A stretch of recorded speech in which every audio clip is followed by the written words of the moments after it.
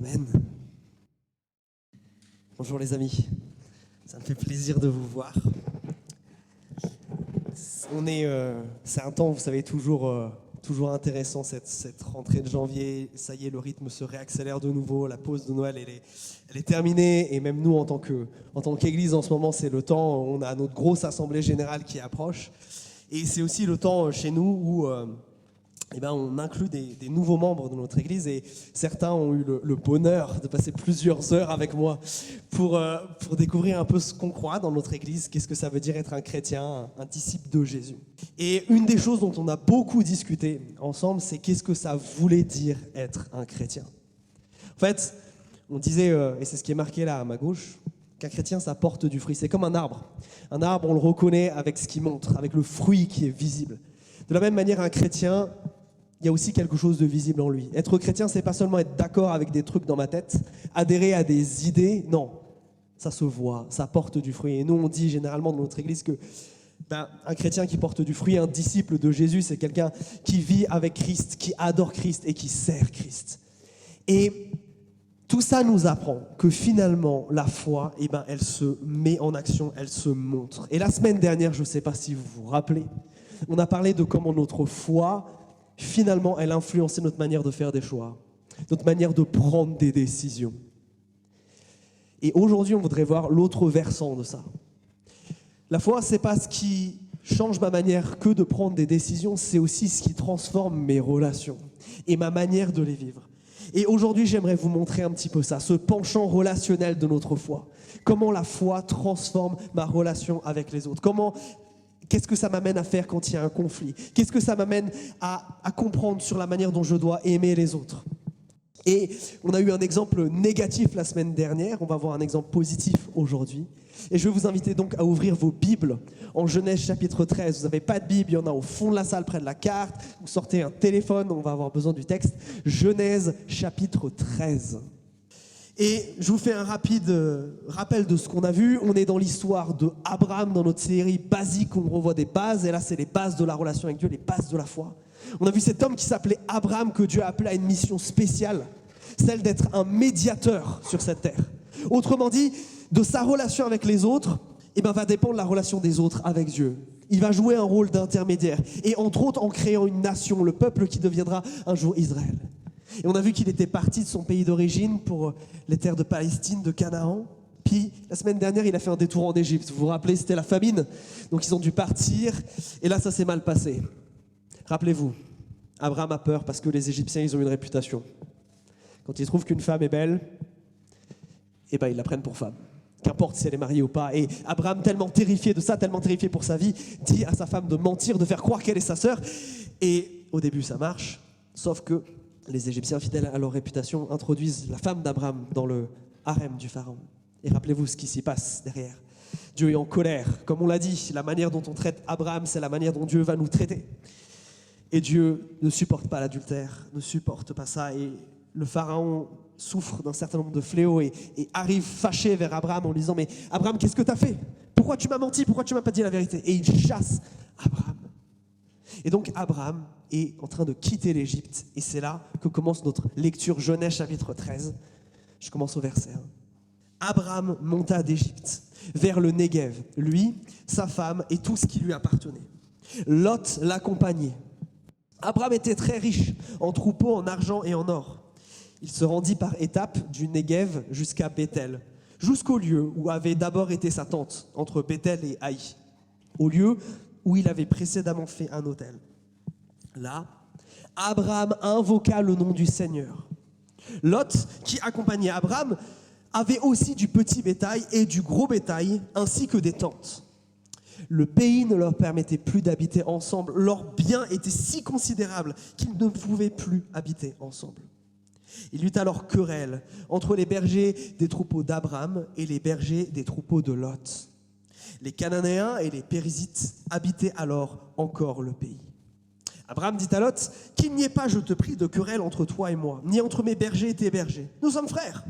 Tout le pays est devant toi. Sépare-toi de moi, je te prie. Si tu vas à gauche, j'irai à droite. Si tu vas à droite, j'irai à gauche. » Lot leva les yeux et vit tout le district du Jourdain, qui était entièrement irrigué. avant que le Seigneur anéantisse Sodome et Gomorrhe. C'était comme le jardin du Seigneur, comme l'Égypte, jusque vers Tsoar.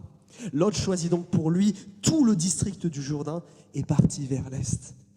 C'est ainsi qu'ils se séparèrent l'un et l'autre. Abraham s'installa en Canaan, Lot s'installa dans les villes du district et déplaça ses tentes jusqu'à Sodome. Mais les gens de Sodome étaient très mauvais et pécheurs envers le Seigneur.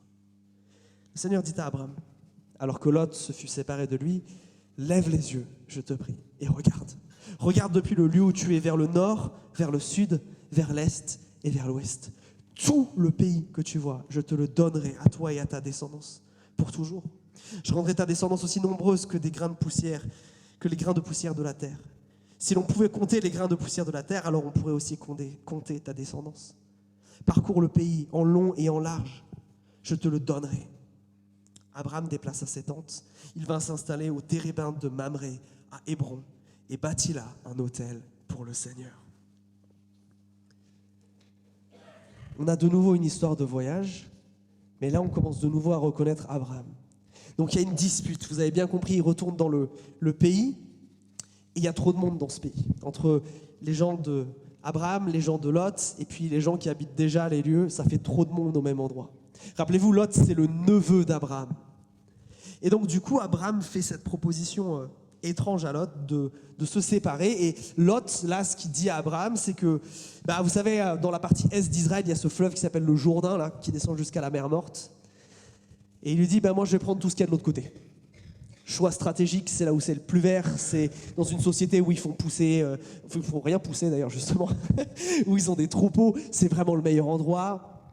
Et Abraham le laisse partir. Puis après, Dieu lui parle. Ok. J'aimerais vous parler de ce qui se passe, du conflit qui a lieu là, et de comment la foi d'Abraham, elle transforme sa manière de gérer le conflit ici. Vous n'êtes pas étonné par la réaction d'Abraham ? Si vous aviez été à la place d'Abraham, là, vous êtes le chef de famille, votre neveu s'est aussi enrichi grâce à vous, il y a du népotisme ici. C'est à vous que Dieu a donné le pays, et là il y a une querelle entre vos bergers et ses bergers. Et regardez la réaction d'Abraham au verset 8. Moi, je suis assez perturbé par cette réaction. Il va voir Lot et lui dit qu'il y ait, je te prie, aucune querelle entre toi et moi, ni entre mes bergers et tes bergers, nous sommes frères. Il n'y a pas de, on va essayer d'établir qui a raison et qui a tort et qui a commencé. Non, il n'y a pas ça. Direct, Abraham, il est focalisé sur quoi, là, en fait ? Il est focalisé sur une forme de paix, sur une forme d'unité. Entre guillemets, pour Abraham, et ça c'est la première chose que je veux vous donner, c'est beaucoup plus important de gagner son frère que de gagner ici une dispute. Pour Abraham, c'est beaucoup plus important là de maintenir une relation avec Lot qu'autre chose. C'est pour ça qu'il est focalisé que sur ça. Regardez, le maintien de sa relation avec lui, il invoque leurs liens familiaux.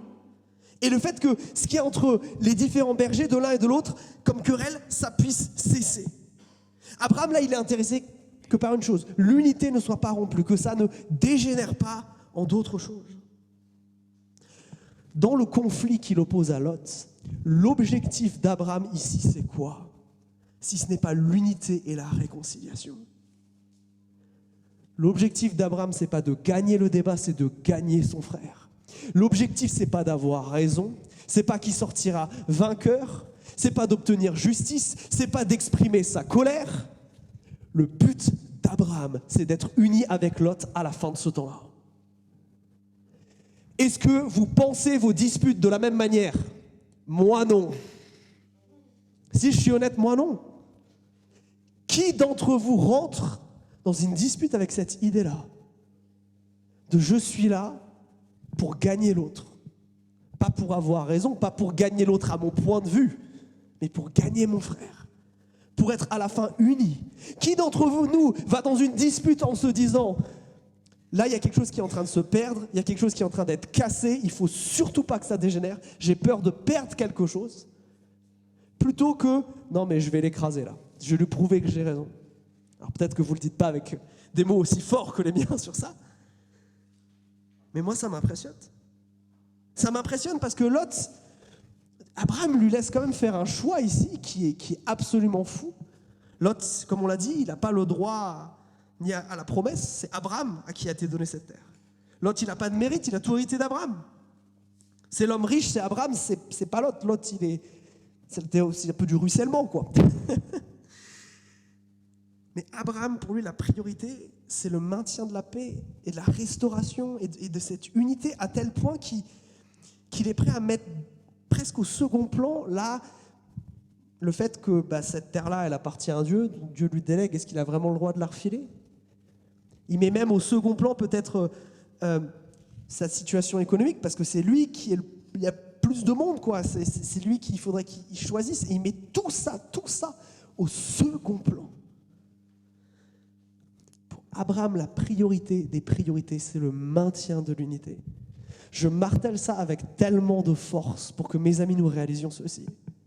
C'est qu'en tant que chrétiens, notre foi doit nous transformer de cette manière-là.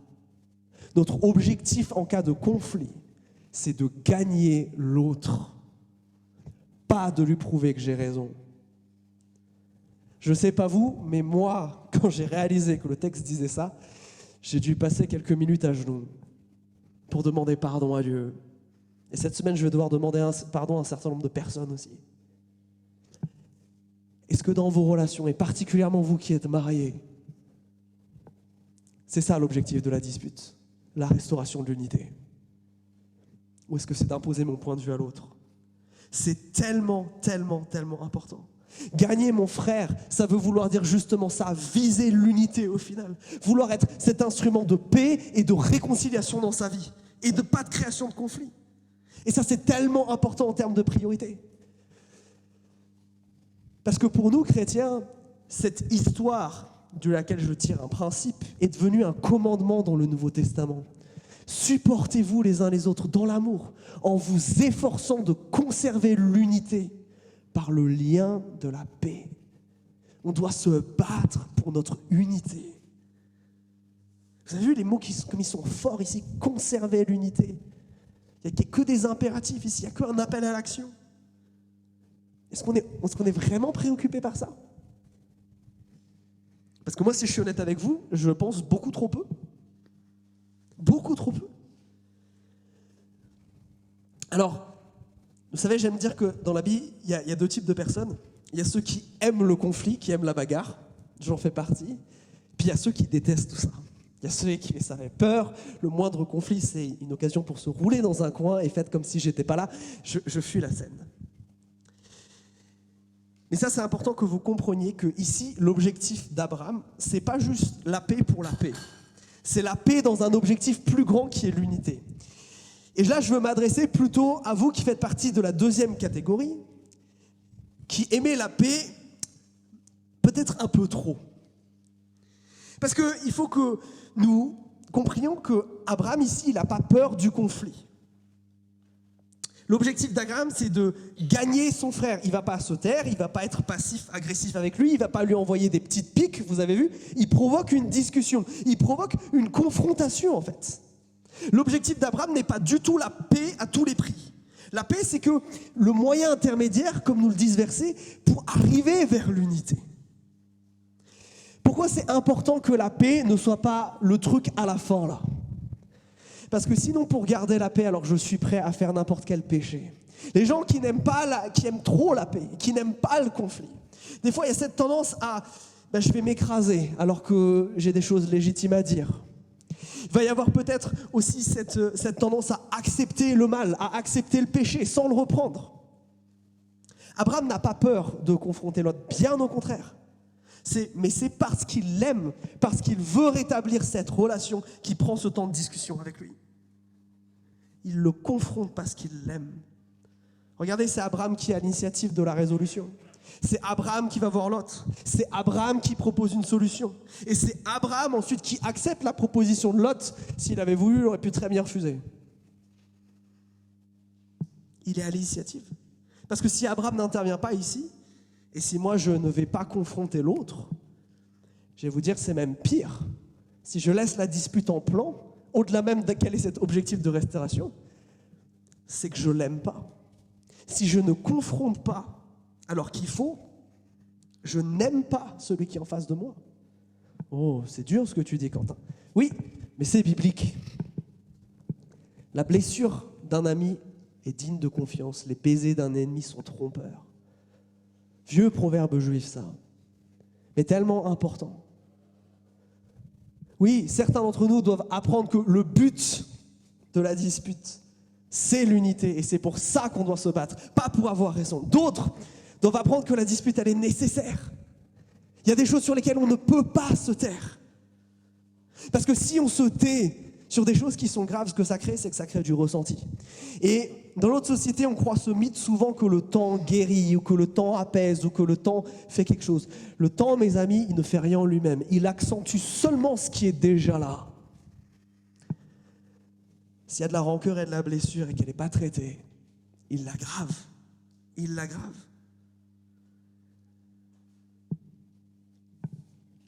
Alors faisons un état des lieux. Est-ce que notre foi nous amène à être des gens de paix? Des gens qui vivons l'unité, qui poursuivons l'unité, qui chérissons l'unité. Des gens qui aiment la paix, ou quand on parle de nous dans notre lieu de travail ou dans notre famille, on est une personne pas qui amène des conflits, mais qui les résout. Une personne qui ne se tait pas par rapport au mal qui le confronte, mais comme Abraham, avec douceur. Est-ce qu'on a cette réputation-là? Est-ce que votre époux ou votre épouse peut dire de vous que quand vous vous disputez, il y a quelque chose de productif? Que ça vous amène à être proches l'un de l'autre? Ou alors ça accentue le fossé?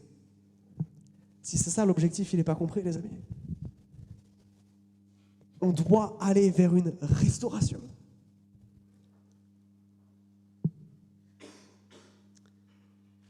Et ce qui est important, c'est je pourrais vous dire, c'est juste globalement du développement personnel qu'on est en train de faire dans cette église, des conseils de bon sens en se basant sur une histoire biblique. Et pour nous, c'est plus que ça. C'est un commandement. C'est quelque chose qui vient d'une transformation du cœur. Regardez, Abraham, il fait ça simplement avec joie. Vous vous rappelez du Abraham de la semaine dernière? Il agissait pas comme ça. Abraham de la semaine dernière, il a quasiment vendu sa femme à quelqu'un d'autre. C'est plutôt quelqu'un qui avait justement peur du conflit, là. C'est plutôt quelqu'un qui ne voulait pas l'unité et la paix, en fait. C'est quelqu'un qui n'était pas à prendre des risques comme Abraham est prêt à prendre des risques ici, là. Est-ce que vous êtes des gens de paix?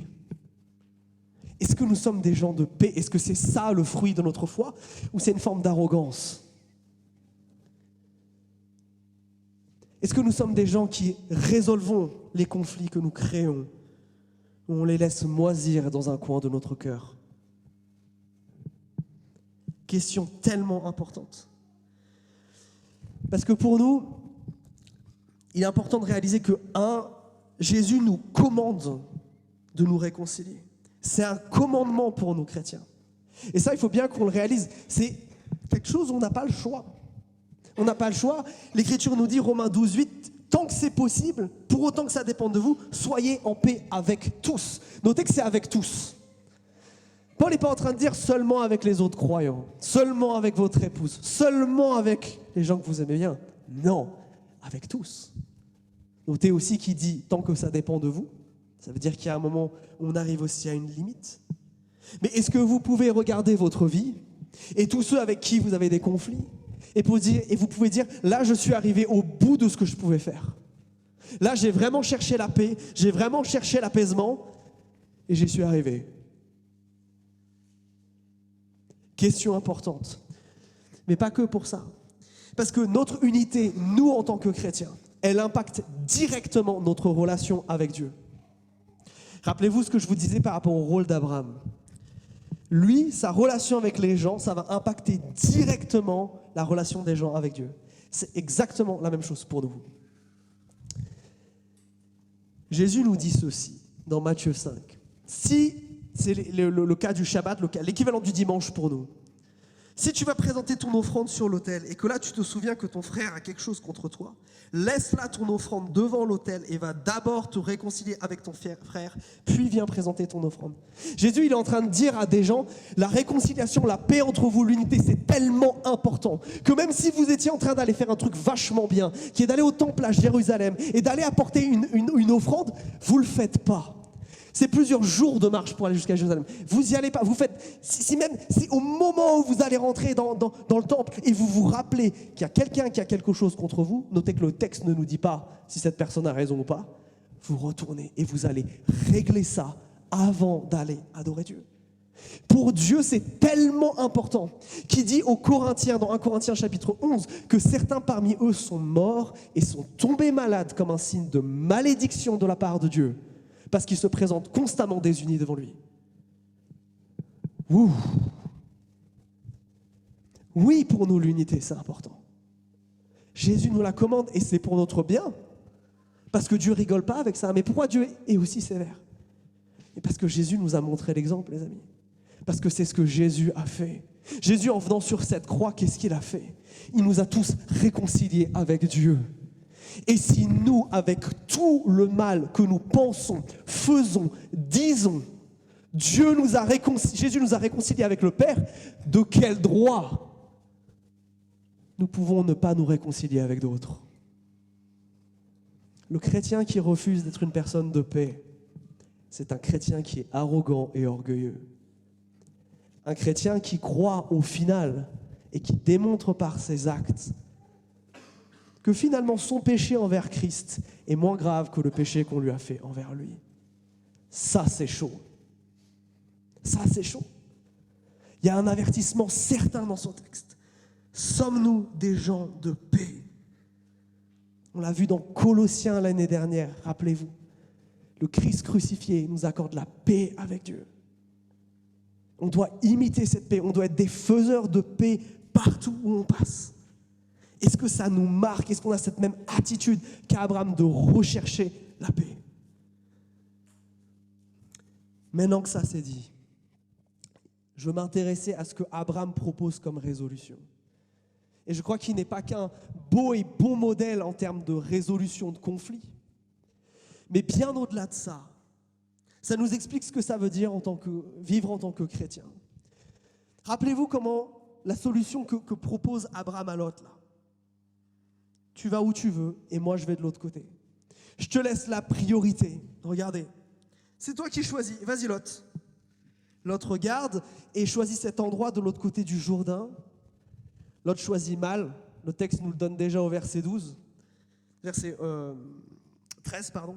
Il va dans un endroit où certes l'herbe est littéralement plus verte ailleurs, mais où les gens ne le sont pas. Où il va se mettre dans un contexte de difficulté absolument extrême. Et là, il y a une vraie différence d'attitude entre la manière dont Lot réfléchit et celle dont Abraham réfléchit pour lui proposer une solution. Est-ce que vous vous rendez compte de ce que Abraham est en train de sacrifier ici? Abraham, Dieu lui a donné une terre. Lot, il a le droit à rien. Abraham, il a l'autorité de faire tous les choix. Il a la légitimité spirituelle. C'est son tonton, c'est lui qui décide. Il a plus de personnes à gérer et de troupeaux. Pourtant, il laisse la priorité à Lot. Et comme on voit le caractère de Lot derrière et la manière dont il réfléchit, pas un exemple de vertu non plus, le Lot. Hein. Pourquoi il sacrifie autant? Parce que mes amis, c'est ça que la foi fait. La foi, elle nous amène à aimer sacrificiellement. Et ça, c'est tellement, tellement, tellement important. C'est le deuxième grand effet relationnel de la foi. Premièrement, elle nous invite à revoir même la manière dont on pense les conflits. Mais deuxième chose, elle nous amène à aimer, mais aimer d'une manière particulière. Rappelez-vous, aimer dans la Bible, c'est toujours un verbe d'action, ce n'est pas des sentiments. Aimer sacrificiellement. Abraham ici sacrifie son droit, sacrifie théoriquement des terres pour Lot. Et regardez pourquoi il sacrifie. Son sacrifice, il n'est pas basé sur le fait que Abraham n'aime pas le conflit, que Lot lui fait peur et qu'il cède à Lot. Non, non, non, non, non. Son sacrifice, il est totalement volontaire. Il n'y a absolument rien qui le pousse à faire ça, si ce n'est l'Esprit de Dieu. Ce sacrifice, regardez, il est fait avec joie et sans ronchonnement. C'est même Abraham qui le propose. Alors oui, on est habitué à dire que dans la vie du chrétien, il y a des sacrifices. Des fois, c'est compliqué, c'est pas toujours facile, et c'est vrai. Mais si ce que je le donne toujours en serrant le poing, s'il n'y a jamais de joie, si je ne suis pas prêt à aimer les autres de manière sacrificielle, en me dépouillant moi-même, Je passe à côté de quelque chose là. Regardez aussi, encore une fois, que Lot n'a rien fait pour mériter que Abraham fasse ça. Celui que je sers, je ne le sers pas parce qu'il le mérite. Je ne le sers pas en fonction de lui, de ce qu'il a fait, de qui il est, mais de qui Christ est en moi et de quelle relation j'ai avec lui. Ce qui me fait aimer et me sacrifier, ce n'est pas que l'autre le mérite. C'est parce que Christ m'y invite. Et ça, c'est tellement important. Et moi, je ne sais pas vous, mais quand je réalise ça, j'ai besoin de me repentir. De toutes les fois où j'accepte, allez, encore quelque chose. Et que je ne le fais pas dans cet esprit-là, dans cet esprit volontaire, dans cet esprit de dire, Seigneur, si tu m'envoies là, je prends et on y va. À refuser la joie, à refuser de sacrifier mon temps, de refuser de sacrifier peut-être mes talents. Est-ce que ça vous arrive aussi? Est-ce qu'on peut dire qu'on aime sacrificiellement? Est-ce qu'on aime jusqu'à ce que ça nous coûte quelque chose? Parce que rappelez-vous que Jésus nous a dit de nous aimer les uns les autres, certes, mais la phrase d'après, c'est quoi? Comme je vous ai aimé. Il n'y a pas de plus grand amour que celui qui se défait de sa vie pour ses amis. Jésus nous dit, le standard de l'amour, c'est moi à la croix. Le standard de tout, d'ailleurs, c'est Jésus à la croix. On en parlait tout à l'heure en priant avec l'équipe d'accueil. Quelqu'un priait, mais Seigneur, qu'on puisse s'accueillir les uns les autres comme toi, tu nous as accueillis. Est-ce que notre standard, là aussi, dans la foi, c'est ça? Parce que c'est ça, vivre en chrétien. Et je peux vous garantir que quelqu'un qui gère ses disputes comme ça, quelqu'un qui aime comme ça se remarque immédiatement.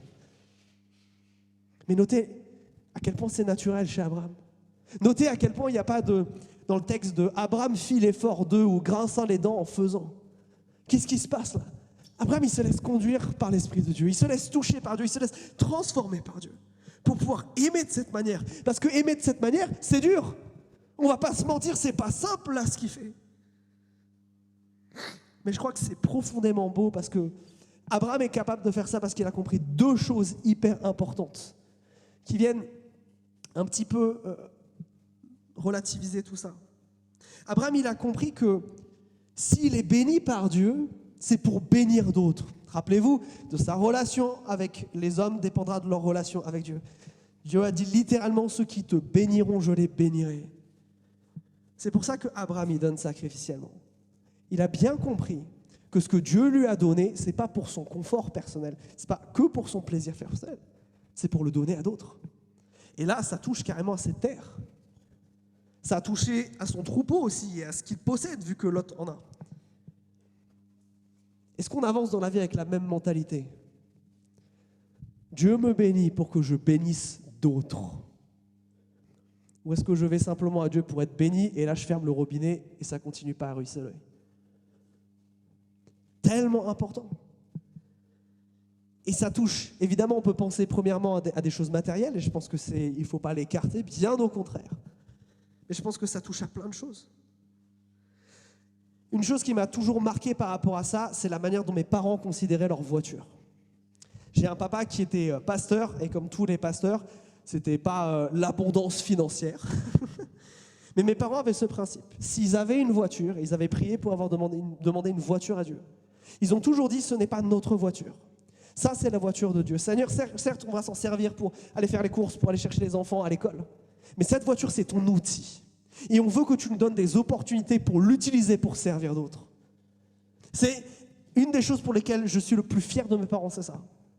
Est-ce que nous avançons dans la vie de la même manière, en considérant ce que nous avons comme étant un instrument pour bénir d'autres, que Dieu nous a donné intentionnellement? Est-ce que je suis béni pour bénir? Est-ce que j'ai compris ça?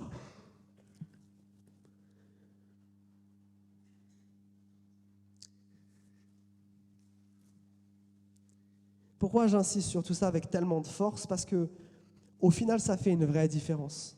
Lot, il ne vit pas selon les mêmes principes. Lot, il n'agit pas de la même manière. Lot, Abraham lui tend la main, il lui fait un câlin. Il y va à fond. Et on va le voir dans la suite, c'est un très mauvais choix qu'a fait Lot. Parce que Lot n'a pas réfléchi de la même manière qu'Abraham. C'est ce qu'on a vu la semaine dernière. Il n'a pas basé sa réflexion sur sa foi, mais ici sur sa cupidité.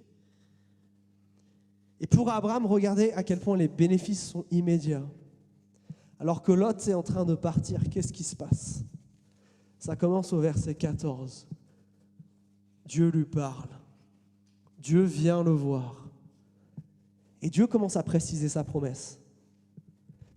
Là, on a des éléments qui arrivent de manière beaucoup plus tangible et concrète. Dieu lui dit, regarde là, déjà géographiquement, tu peux un peu délimiter ce que je te donne. Mais il lui dit aussi quelque chose, je rendrai ta descendance aussi nombreuse que les graines de poussière. Et ça, c'est tellement important, cette idée de descendance. C'est la première fois dans le texte qu'on affirme de manière très claire que ça sera par un enfant de Abraham que la suite se poursuivra, que Abraham deviendra une nation. Rappelez-vous que c'est un problème essentiel parce que sa femme Sarah est stérile. Et que jusqu'à présent, le texte nous laissait entrevoir que ça serait peut-être par Lot que la famille d'Abraham deviendrait une nation. Mais là, regardez ce qui se passe. Abraham, en vivant avec foi, non seulement il montre qu'il a compris que Dieu va prendre soin de lui, mais directement après ça, qu'est-ce que fait Dieu? Dieu se révèle à lui. Dieu dit, Abraham, je vais agir pour toi. Tu me fais confiance, ben moi je veux te dire que ta confiance, je vais l'utiliser. Je vais te donner ce pays. Et regardez ce que ça pousse Abraham à faire. Je vais insister là-dessus parce que c'est aussi important. Regardez le verset 18. Qu'est-ce qu'il va faire Abraham? Il va se réinstaller au térébinthe de Mamré. Et il bâtit un autel. Ça ne vous rappelle pas quelque chose, ça? C'est exactement comme ça qu'il agissait au début du chapitre 12. Abraham, le fait d'être béni par Dieu, justement, ça l'invite à continuer dans ce style de vie. C'est pas, oh, Dieu c'est mon distributeur, il m'a donné des trucs, maintenant je fais ce que je veux. Non, il continue à être dans cette attitude-là. Mais j'insiste sur cette idée de descendance. Il y a une double idée. Certes, là on nous prépare à l'arrivée de Isaac, qui sera le fils d'Abraham, mais on nous prépare surtout à Jésus-Christ. Parce que Paul, quand il va lire ça, il va faire, les amis, le mot descendance est au singulier, et pas au pluriel, dans Galates chapitre 3, et ça c'est important. Nous dit Paul. Nous, on a le mot descendance, mais en hébreu, c'est littéralement le mot graine. Et Paul insiste, il dit, tu auras une graine, pas des graines. Pour dire qu'il y a une personne. La vraie descendance par la foi d'Abraham, c'est une personne, c'est Christ. Et le fait qu'elle soit aussi nombreuse que les étoiles, c'est toutes ces personnes en Christ. Cette espèce de bizarreté, de singulier pluriel, en fait, Paul, il dit que c'est ça. Il dit que ce qui va venir d'Abraham, qui va être ce truc extraordinaire, là, cette graine, ça va être Jésus. Et tous ceux qui vont être en Christ, qui vont placer leur foi en Christ, c'est eux les vrais descendants d'Abraham. Jésus ira même dire, quand on va le challenger sur ça, qu'il pourrait même faire d'un caillou un descendant d'Abraham s'il voulait. Pourquoi je vous parle de ça? Parce que là, vous avez eu dans cette prédication 2 modèles de foi. La foi selon Lot, une foi dont l'objectif c'est de gagner la dispute et c'est les autres je m'en sers. Et une foi qui est basée sur le fait de gagner l'autre et de se sacrifier pour lui. On a 2 modèles ici, 2 parents potentiels. De qui on va être la descendance? Pour qui on va être connu à vertical? Comme des descendants de Lot ou des descendants d'Abraham. Des gens qui, par leur foi en Christ, vont vivre comme ça. Des gens qui sont prêts à mettre au cœur de leurs préoccupations l'unité et la paix. Des gens qui sont prêts à mettre au cœur de leur manière de penser le fait d'aimer les autres sacrificiellement. Mes amis, c'est ça la vie chrétienne. C'est ça à ce que Christ nous appelle. Et je ne sais pas vous, mais moi j'ai été profondément frappé par Dieu quand j'ai étudié ce texte-là. Parce que je me suis dit que ma vie ne ressemble pas à ça. Que ma vie ne ressemble pas à ça et que si je suis honnête, ça ne me décrit pas. Et vous savez quelle est la bonne nouvelle? Là on pourrait juste aller dans le désespoir.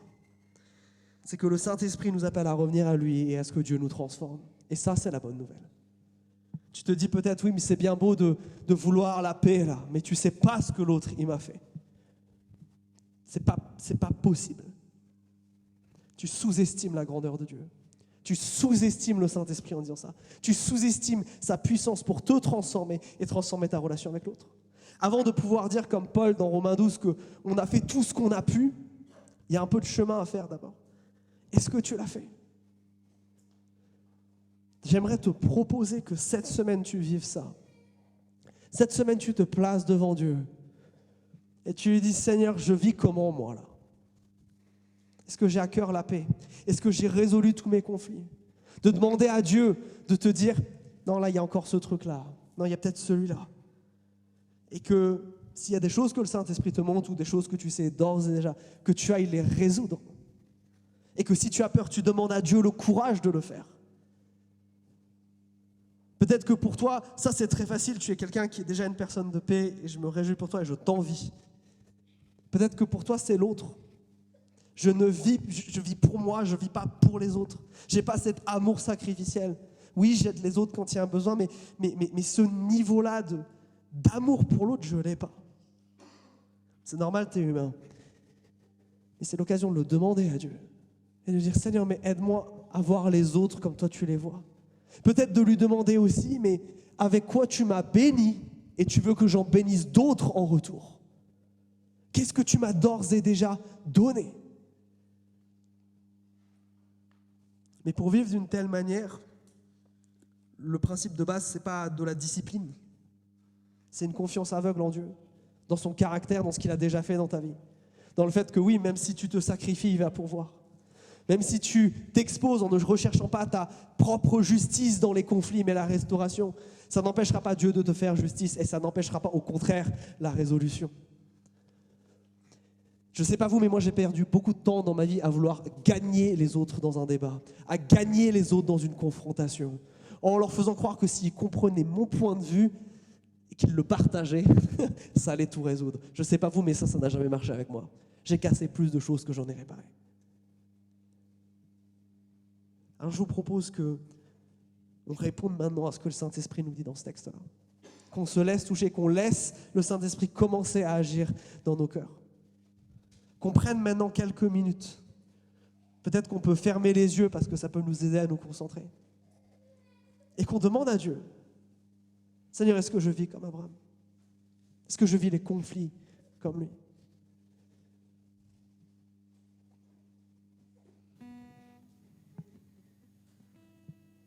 Seigneur Jésus, on veut faire maintenant cette tâche qui n'est pas facile.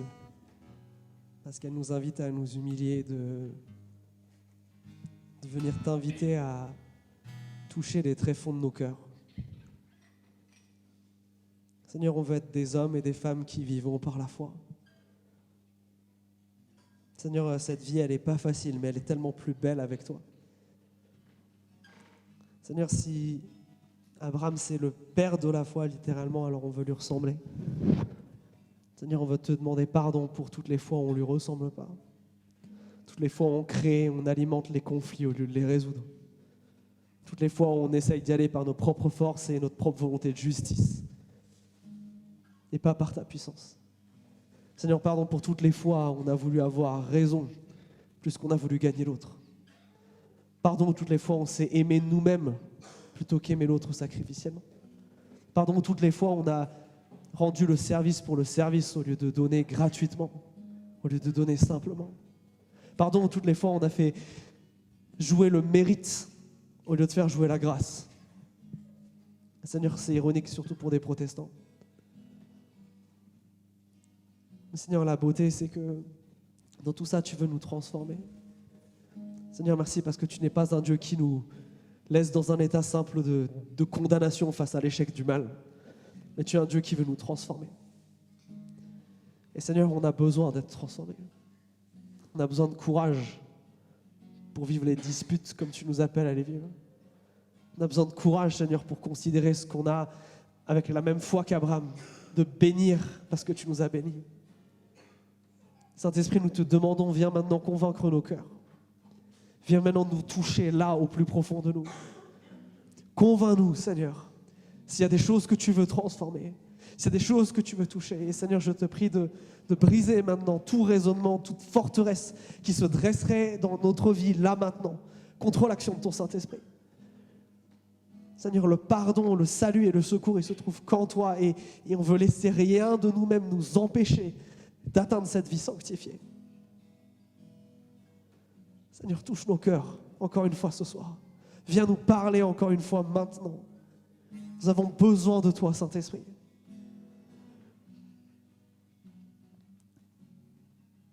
Au nom de Jésus-Christ. Amen.